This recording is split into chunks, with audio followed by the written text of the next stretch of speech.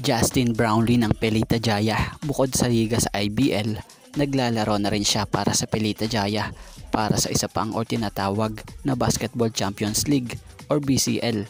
Or sa hindi familiar dito sa BCL, ito yung dating FIBA Asia Champions Cup kung saan sa BCL naglalaban-laban ang 8 ball club mula sa Singapore, Malaysia, Mongolia, Hong Kong, and Indonesia, kung saan ang dalawang makakalusot sa qualifiers na to na teams ay makakasagupa ang mga top team ng bawat region na manggagaling sa PBA, B-League, CBA at KBL.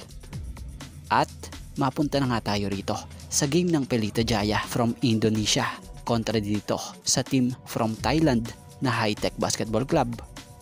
Sa umpisa ng laban, agresibo agad ang Pelita Jaya, pero si Justin Brownlee malamig pa. Pero habang tumatagal naman ay nakakuha na nga siya ng momentum niya.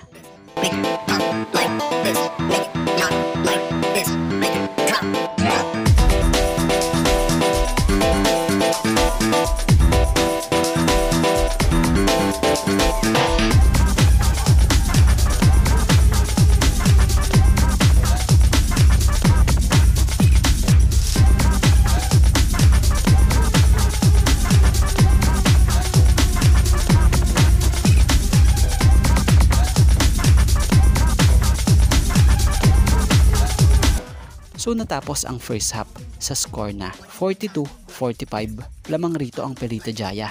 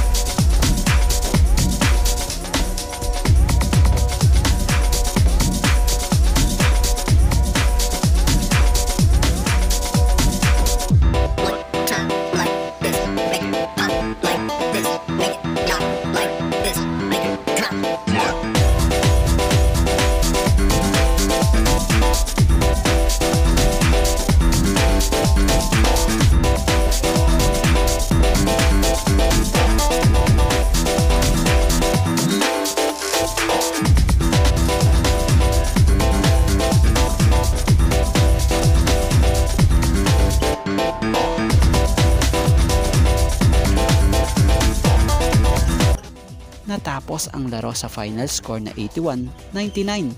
Panalo ang Pelita Jaya, kung saan dito'y naglalaro si Justin Brownlee na kumamada ng 11 points, 9 rebounds and 6 assists.